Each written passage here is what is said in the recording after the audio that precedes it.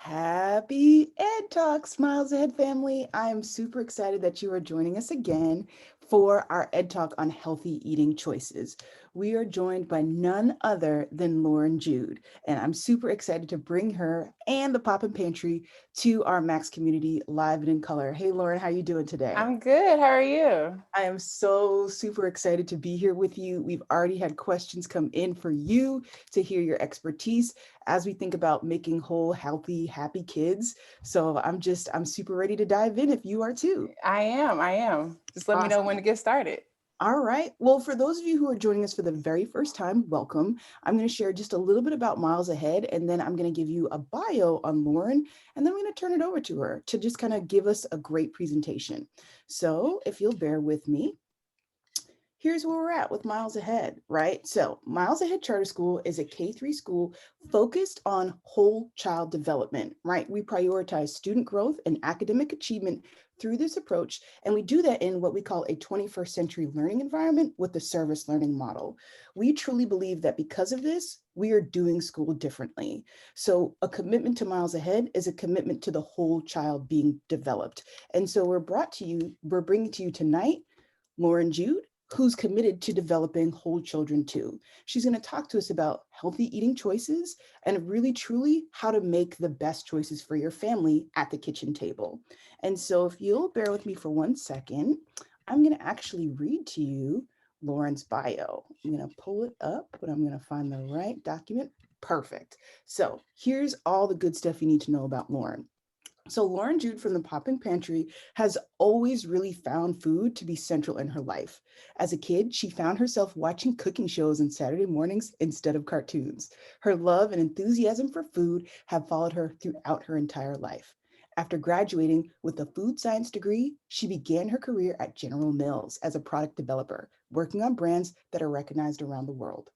After the birth of her daughter, she left her corporate career to be a full time stay at home mom and pursue her passions around food and community. She started Honey Petri Dish Consulting in 2016, helping small food companies scale their businesses. Her kitchen coaching career started by helping single mothers create healthy and simple meals that could be integrated into their busy lives. Most recently, she founded Popping Pantry, a platform dedicated to helping clients break down barriers and change their approach to cooking at home.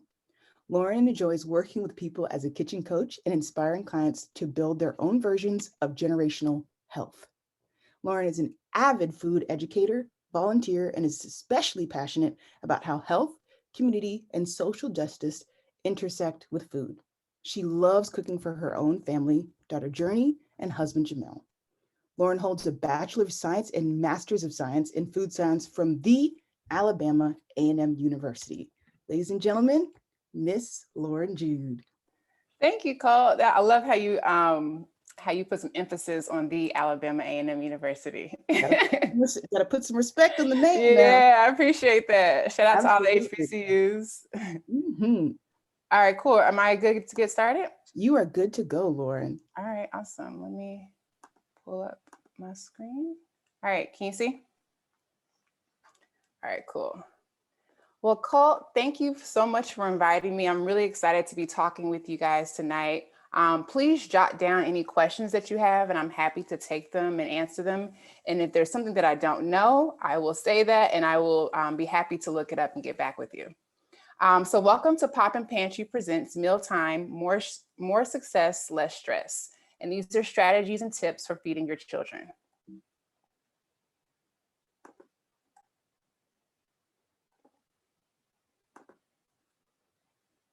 Okay, so what is Poppin Pantry?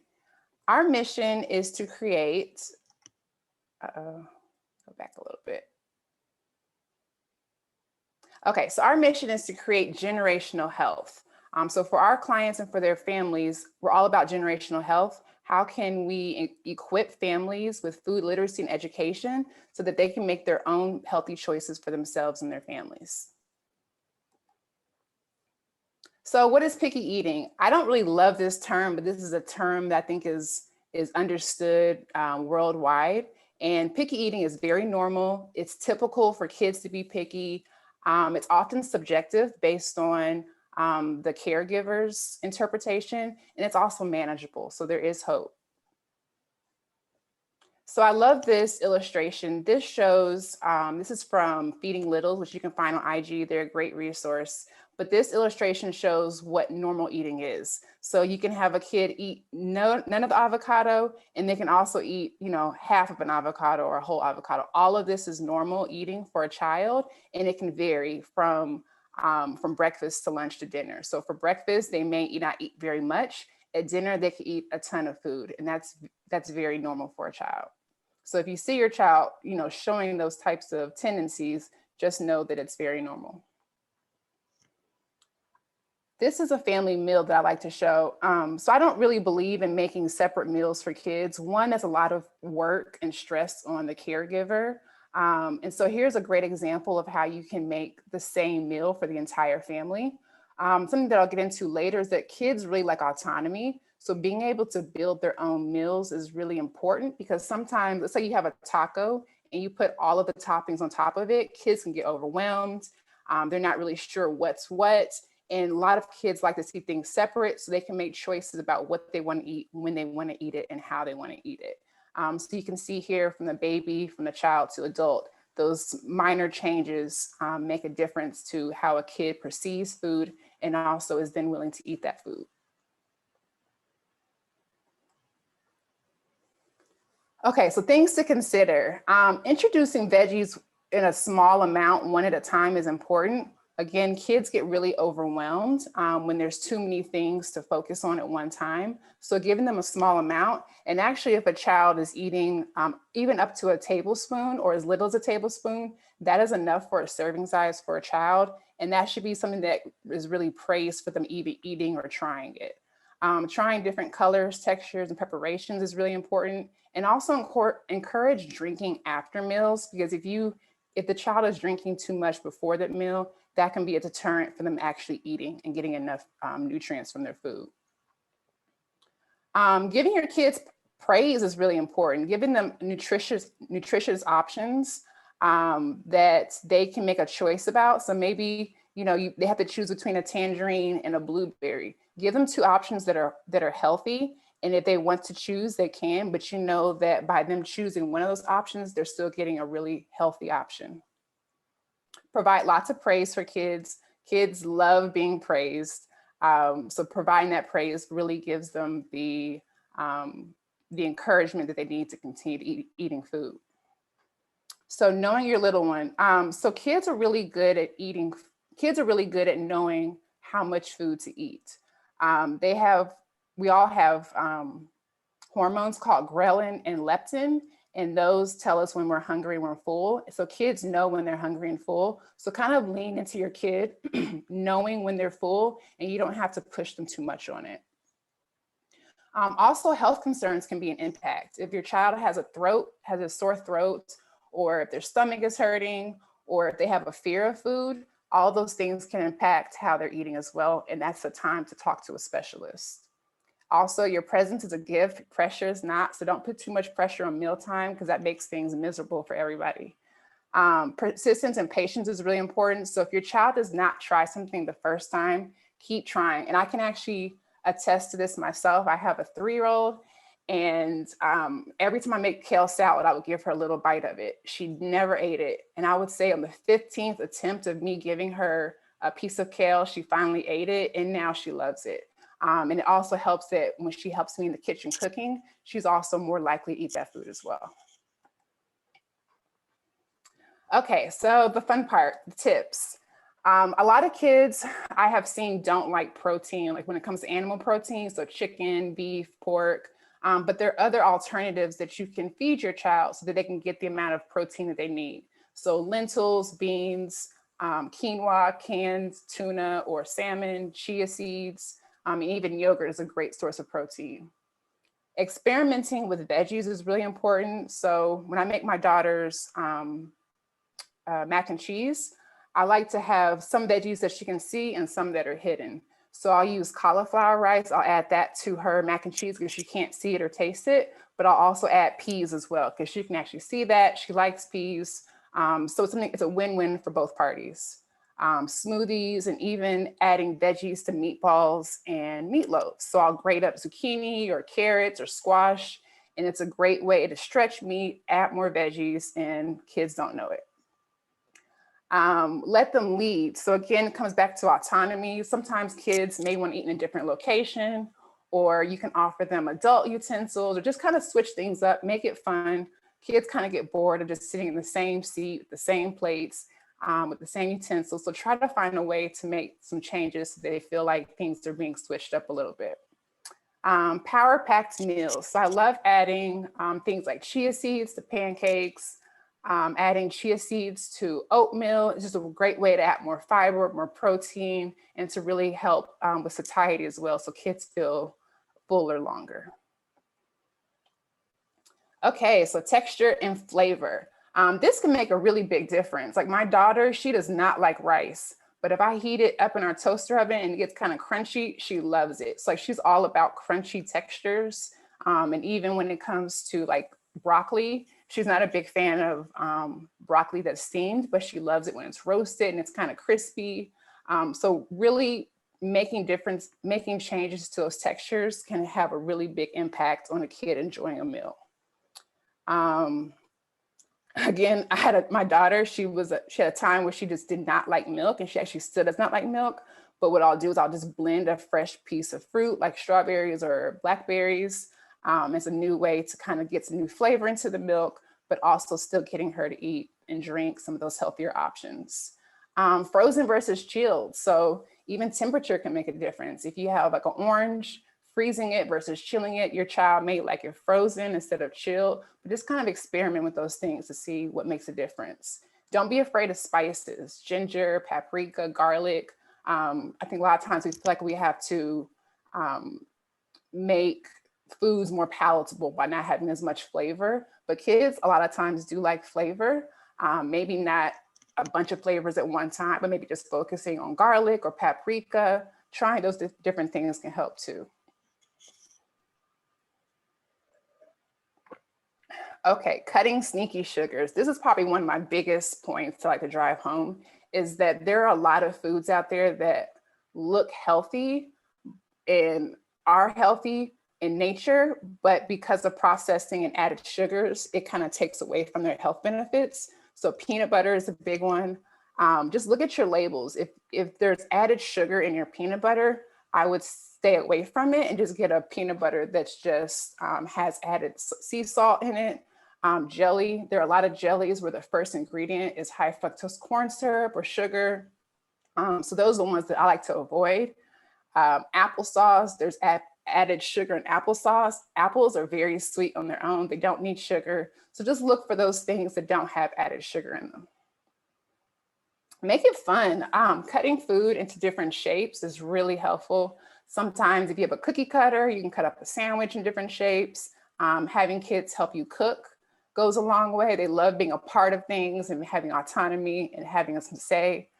And then calorie booster. So adding butter to your oatmeal, adding avocado to your toast, and adding some olive oil. If your kid's not eating a lot, adding some of those higher fat, healthy options can help with getting some more calories in as well. Okay, resources. So Poppin Pantry, of course, the resource. You guys can follow me on Instagram. Feeding Littles is a great resource as well. And then My Little Food Critic. And these are all on Instagram. So thank you guys. If you have any questions, I am more than happy to answer them. OMG, and don't we have some questions? Yes. Oh, I okay. can't wait. Oh my goodness. So first, for the mother in me, thank you so much, Lauren, for just normalizing the things that I'm just insecure about as a mother. Yeah. When it comes to helping my child eat. So that just instantly made me feel better that even though my son may be a, as you said, don't like to say picky eater, that's typical, right? That's actually developmentally appropriate. So I appreciate you. And then as an educator, again, thank you for just helping expand my perspective with so many things. So we thank you for that. But it is time for some questions. All right, cool. The first question that I see come in is about vegetables. Okay. Is there such a thing as a bad vegetable? Yeah. I'm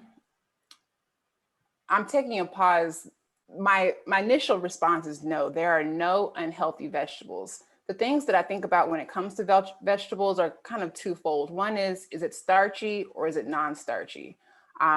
Starchy, having too much starch in your diet, that can cause a host of issues like higher blood sugar levels, which leads to diabetes, hypertension. So those are the things that you want to avoid in your diet, is just having too much starch.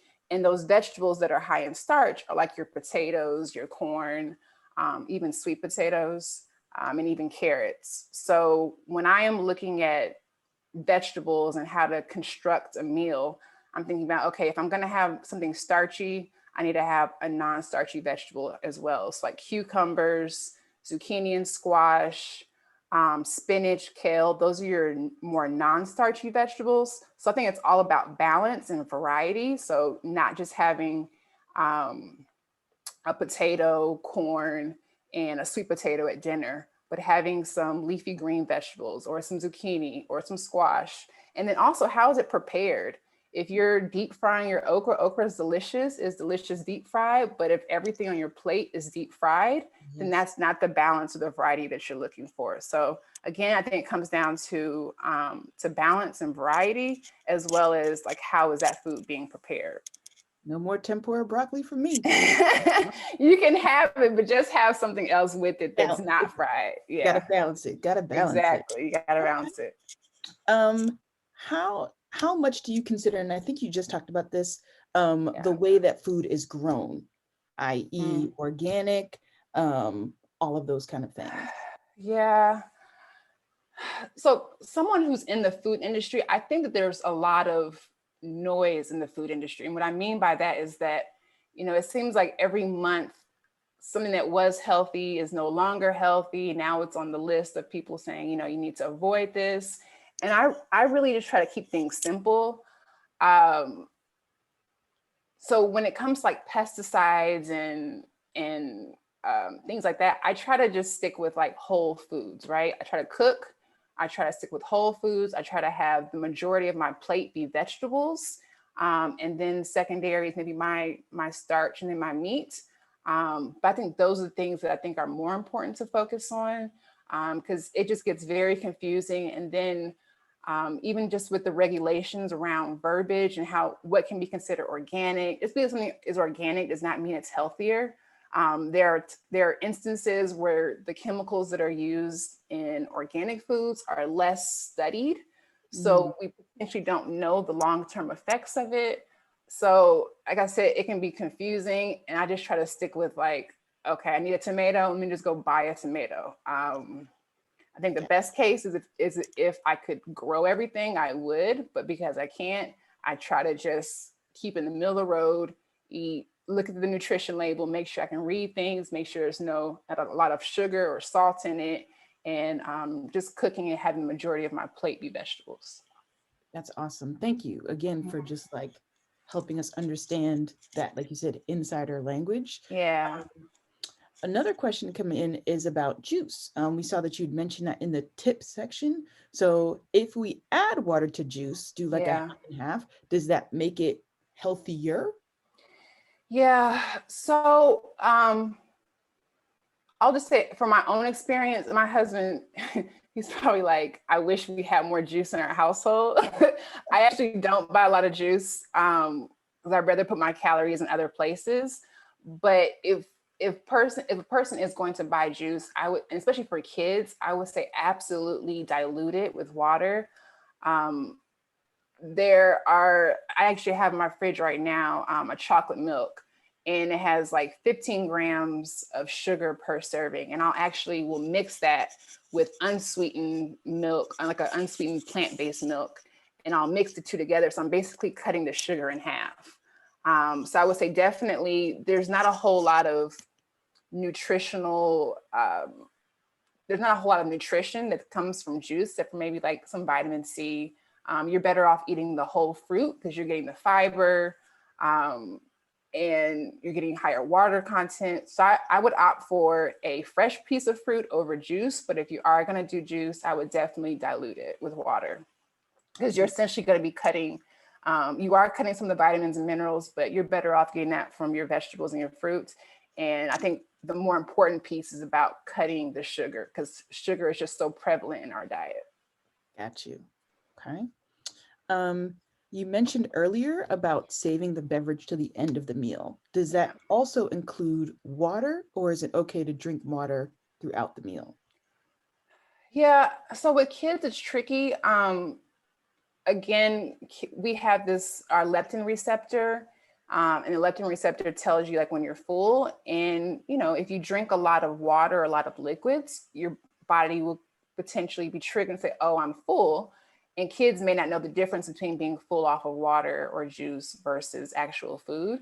So I would say Mm, maybe having a couple sips, like they're eating peanut butter and jelly, something that's like really sticky, give them a couple sips of water, but I would not just give them a cup and just let them chug it throughout the dinner because, like I said, especially if your kid is not a great eater, they could be getting their satiety, their fullness from juice or from water versus actual food. So I would wait to the end. okay, good. Um, I now have a question that I know I was talking to some other mom friends about just the Mm-hmm. other day. And it was about this idea of bargaining with your child, right? Like, Mm, if you eat all the vegetables on the plate, then you get the dessert.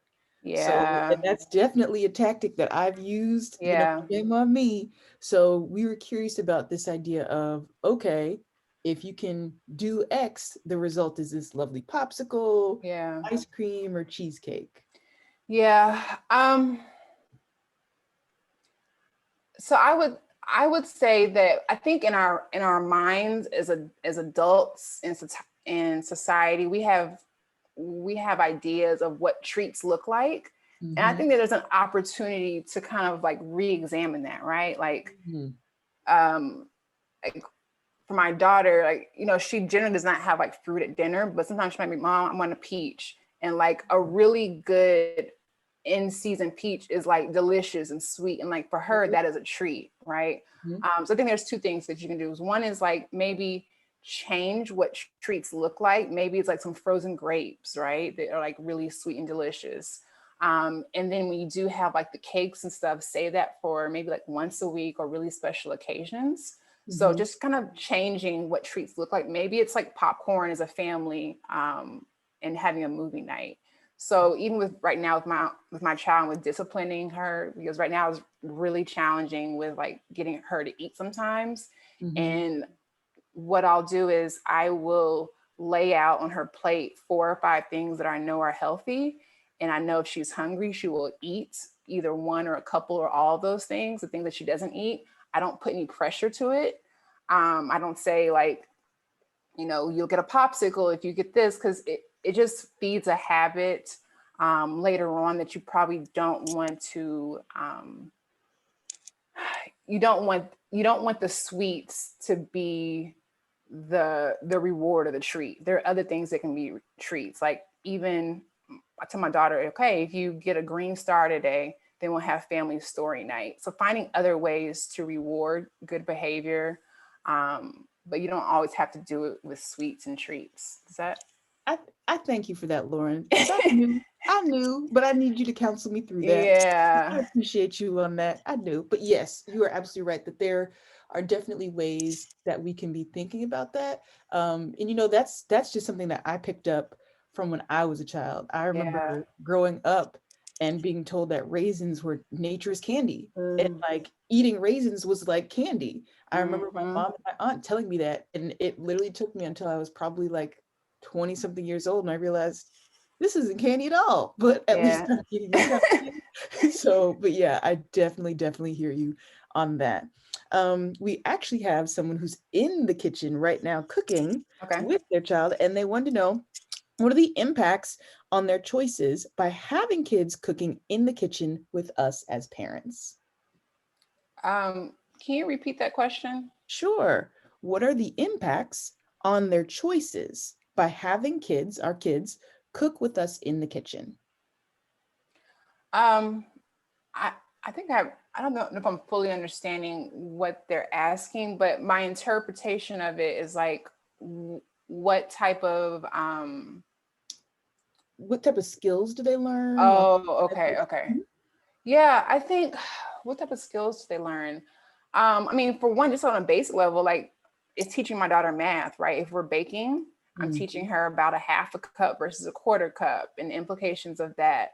I think it helps them to focus on one task. Mhm. I think it shows them by doing certain steps that you get this finished product at the end is actually a product that you can eat, which is really fun. um, Critical thinking skills, like, okay, if I don't have butter, can I use vegetable oil or olive oil? I think it teaches you to be creative. Mhm. um, let's say if you don't have a certain ingredient, maybe you switch something up, or if you don't like peanut butter in your cookie, maybe you add a different ingredient. So it teaches you to kind of think on your feet, switch things up, be creative, be patient. It takes a Mm, while to bake or to make something sometimes. absolutely. Um, yeah. Okay, that's great. Um, okay, so we have a desire for more quick tips and ideas on how to hide vegetables in food, like spiral zucchini pasta, or what are some additional tips? Yeah. We got a lot of likes around that from the Okay. Yeah. So I do want to say too that I think it's important to have a balance of hidden veggies versus veggies that are actually seen, that are Mhm. explicit, right? Because you don't Mhm. want to be hiding their veggies when they're 17. And I think a point that I really want to drive home is that a kid may love, I mean, I see it every day. My daughter may love something one day, she may love broccoli one day, and the next day she's like, "How dare you serve me this?" But like, I just rebuke be, it. yeah, just be consistent in always offering it to them. So offer them veggies that they can see and also ones that are hidden. But again, like with mac and cheese, you can do like butternut squash. Um, in spaghetti sauce. That's a really easy one to add more veggies to as well. So I think veggies that are easy to be hidden are things like zucchini and squash, cauliflower rice. I put cauliflower rice in a lot of different things. I put it in tacos sometimes. Like if I'm doing like taco meat, I'll add in cauliflower rice or zucchini.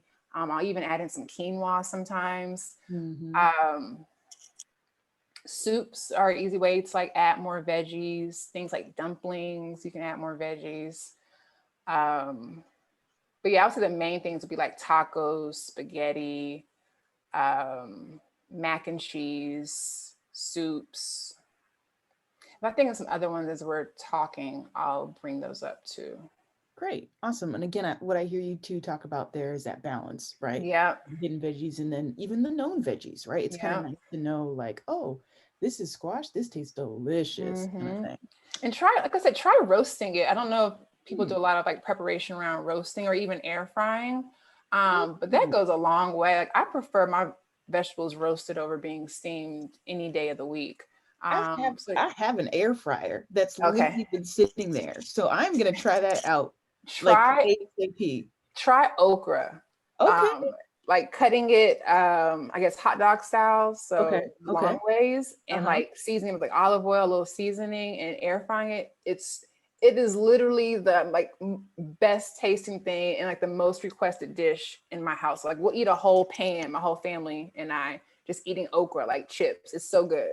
Hashtag okra for the win. Yes. Okay, I love it. Another question is about school lunch and breakfast. Mhm. Um, so is there anything we can do to help curb what kids are eating at school? Sometimes Mhm. it's hard for me to monitor and control what they eat at school, particularly if they're eating both breakfast and lunch at school. Your Mhm. thoughts around that, Lauren? Can you repeat the beginning part of the question? Sure. Is there anything we can do to help curb what the kids eat at school? So maybe like to help kind of control it or influence it. Um, Particularly, and I think in this case, particularly when they eat both breakfast and lunch at school. Yeah. So I guess I have two questions that come to my head. Is maybe a concern that they're not eating enough, or a concern about what they're actually eating, or both? I think it's maybe what they're actually eating. Hmm. Um, the healthy choices. the healthy choices they're making. Yeah, you know, I think I think it's going to be hard if you have younger kids that aren't able to, like if you have a kindergartner, right? They may not be able to tell you as easily as maybe your fifth grader of like, oh, I had, you know, a salad or whatever. I think just building those healthy habits at home, like, right? Like if their dinner, if their dinners are ones that you think are nutritious and they're making, you know, they have to choose between, I don't know, whatever, like if they're choosing broccoli to eat, I think making those, being a good role model at home and also seeing what choices they're making at home, that'll be kind of a good indicator of what they're doing at school. Mm-hmm. I don't really know if I have any other tips. I know teachers have a lot on their plates. I don't know if the teachers can give individual reports back, but I think putting in good practice at home, and then also, you know, talking to your kids about what types of foods they like, just talking to them more will give you more indicators as well. And I think it applies to for teachers, right? I think it's just about talking about it, like, ooh, take a look, boys and girls, what I have for my lunch. Yeah. Great quinoa dish, and up, raise your hand if you've got one fruit, two fruits. Let's go ahead and Hmm. get that started. So I think it's about, like you said, the conversation and normalizing what children should be eating in terms of making that healthy choice. Yeah. Like I know it's very easy and comfortable for children to talk about what do you have for lunch. So if we normalize a conversation about what you have for lunch instead of, like hot Cheetos or hot Takis, it's that Hmm. sweet peach that's in season, then it becomes more normal. And children, like you said, are apt to make that hipper, more in tune kind of choice. Yeah. That's the way And that I would see it. something that I've found has been helpful too. Well, we have kind of a motto in our house where like, um, it's like you don't know if you don't know you don't like it until you try it. So my daughter repeats that a lot. I'm like, Journey, do you want to try this? And I'm like, you know, what's our motto? And usually she will try it. There are times where she's like, this is disgusting. But some of her favorite things have been, you know, she has found through exploration, right? Like different fruits and different vegetables. So I think just instilling in your kids that, you know, not to turn their nose up at food, to really just say, hey, you know, you don't know if you like it until you try it. And I think having a couple wins that way will really be like, okay, it's not a bad thing to try new food. It can actually be fun, and there's some new there's a reward, right? If you try a new food and like it, and I think that kind of propels them to try new foods in the future. Awesome, awesome, awesome. Yeah, Daniel Tiger has that song. If I knew He has so many you hits. could. I just found out that Daniel Tiger had a sister. I was like, Oh yeah, what? Margaret. So, this is a new Daniel Tiger. Yeah. Another question that came in, and this is actually really important to me, particularly as parents with children who have food allergies. Is Mm, there a resource or anywhere you recommend where if children are mm, sensitive or have allergies to some of the foods in your list, we can yeah. kind of create a swap opportunity for them? Yeah, I'm actually going to pull that up. I was just helping a client with that, and I'm actually going to Oh, pull it great. up. So I think one thing that helps a lot is Pinterest. If you're not on it already, it's a great way. Pinterest is a great platform for you to be able to save different recipes and things that you want to try. So I have Pinterest boards for dinner, breakfast, lunch, snacks. Um, and one of the resources that I found, I think it's called Yummy Toddler Food.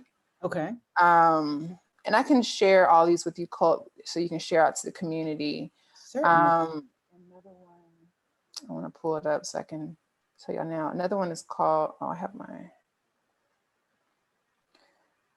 it's like allergy friendly. But this woman, she has done a lot of the legwork for families. Her kids have, you know, the list goes on and on. Mm, Hers is called Allergy Awesome. okay, And that's another really good resource as well. awesome.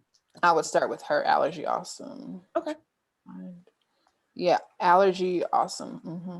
We can definitely share that out with families. That's perfect. Thank you, Lauren. Yeah. Um, okay, so I thought of this amazing challenge that I had for you. So Okay. I'm gonna give you some prep time. There's actually two challenges coming your way. Okay. The first is like chopped. So if you Okay. could have some items in a mystery basket, Yeah.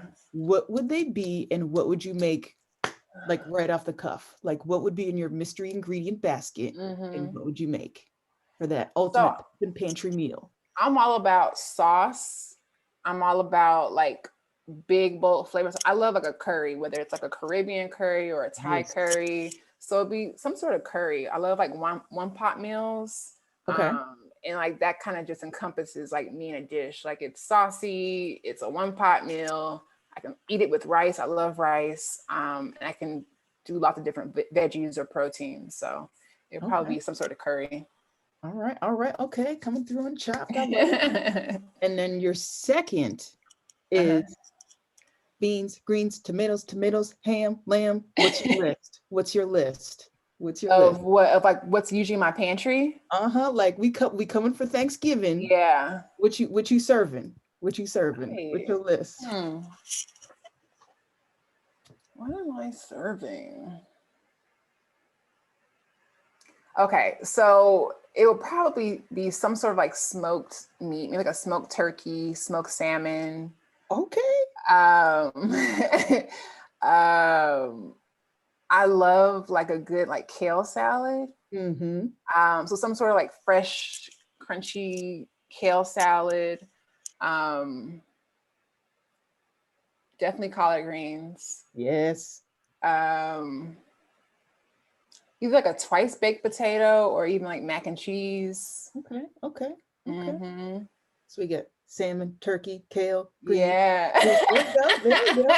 You love it. I'm gonna put a remix on that. I'm gonna put it. Yeah, yeah, yeah, yeah, yeah. Like really good sweet potato. I usually just bake sweet potatoes whole and just put a little butter and cinnamon and just call it a day. So probably some sweet potatoes. Um, Dessert, probably chocolate cake. Got you. All right. Hmm. Nice. And of course, for those of us who aren't aware, it is time for Halloween. Yeah. What's outside your door that you're going to be serving the trick-or-treaters? Probably nothing.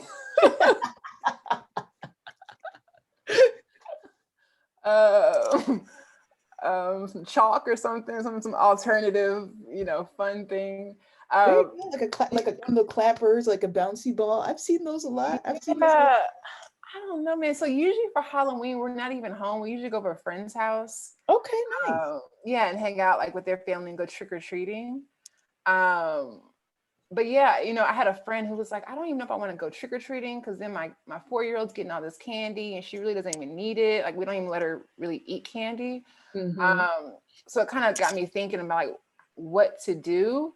I think I think the fun of it for my daughter just be going from door to getting dressed up, going Right. from door to door, right? Mm-hmm. Then it's like, okay, what do you do when you get back home when you have like bags and bags of candy?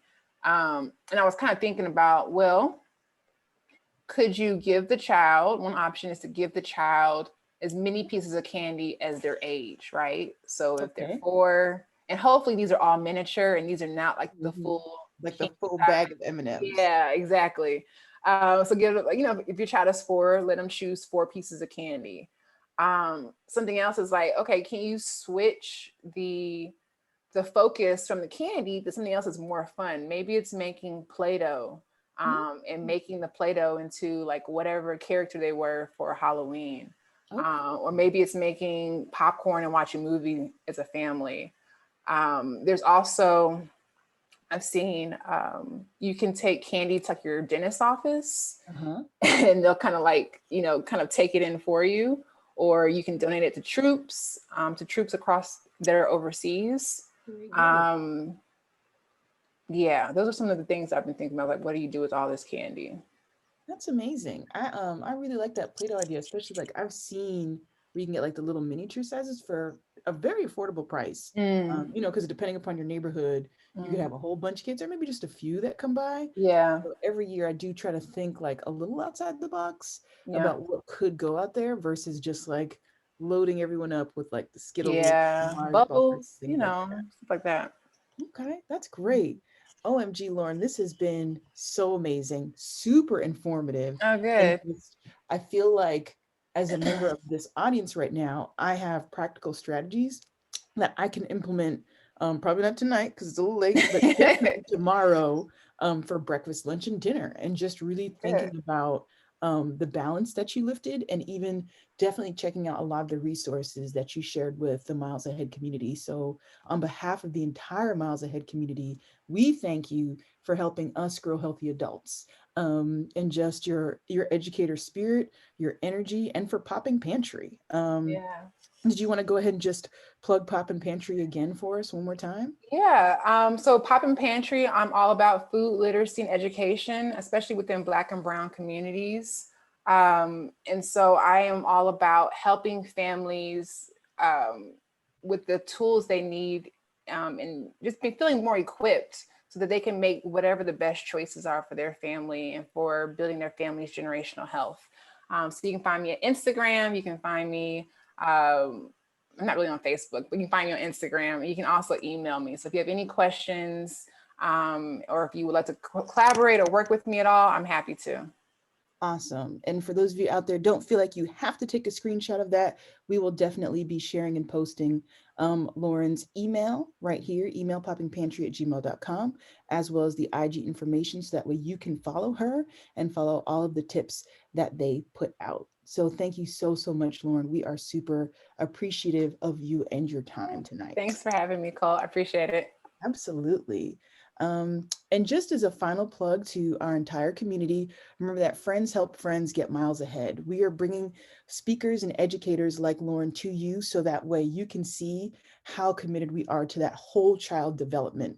School shouldn't be just a place where you're focused on standards and getting to the next test. They should really be places that humanize children and get them ready for the real world.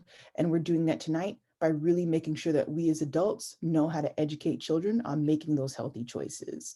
So feel free again to stay connected to us through our Miles Ahead Facebook, through our Miles Ahead Instagram, and through our Miles Ahead Twitter and all of our social media. It's never too late to go to the milesahead.com website to enroll your child early. Our spaces are filling up rapidly, and to even join our community. So that way you can get the email blasts about the Ed Talks with speakers like Lauren, and just stay aware of all of our great announcements that we have going out. All right. So thank you so much, Lauren. Thank you Thank everyone for you. tuning in tonight. We appreciate you all, and we will see you next month. But until then, have a happy, safe, and dry Halloween, because I think it might rain. But we will see you in November. Night, everyone.